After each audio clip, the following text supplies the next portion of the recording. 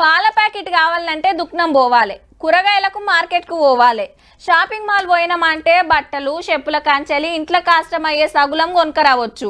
కొత్తగా దుకాణం పెడితే అందరికీ తెలవాలని టీవీలు పేపర్లలో యాడ్లు కూడా ఇస్తుంటారు. కానీ దీనికి ఏ పబ్లిసిటీ అవసరం లేదు.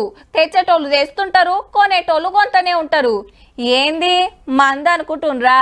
గా మత్తు జెర్సేపే, కానీ గిదట్లా కాదుల్లో.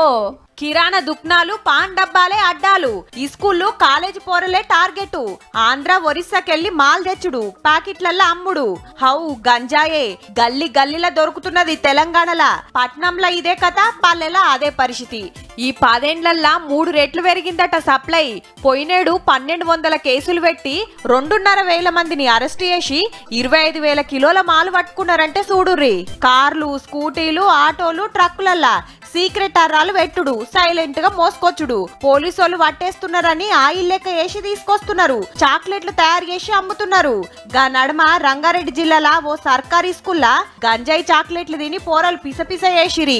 మొన్న జగిత్యాల మైనర్ కు గంజాయి అలవాటు చేసి ఆగం చేసిన కథ చూస్తుమి. మత్తుల మడ్డర్లు, రేపులు, గంజాయి దొరకకుంటే గాయి గాయి చేసుడు.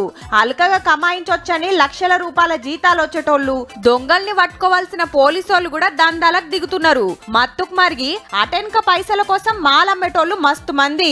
పోలీసోళ్ళు దినం ఏడనో ఒక కాడ పట్టుకుంటున్నా మోసుడు అమ్ముడైతే తగ్గుతలేదు. ఆడాడ రైతులు కూడా గంజాయి తోటలు పెడుతున్నారంటే పరిస్థితి ఏడు దాకొచ్చిందో చూడుర్రి. పోలీసోళ్ళు ఏం చేస్తారో, ఎట్లా కంట్రోల్ చేస్తారో, తెలంగాణను గంజాయి మత్తుకెళ్ళి ఎట్లా బయట పడేస్తారో మరి.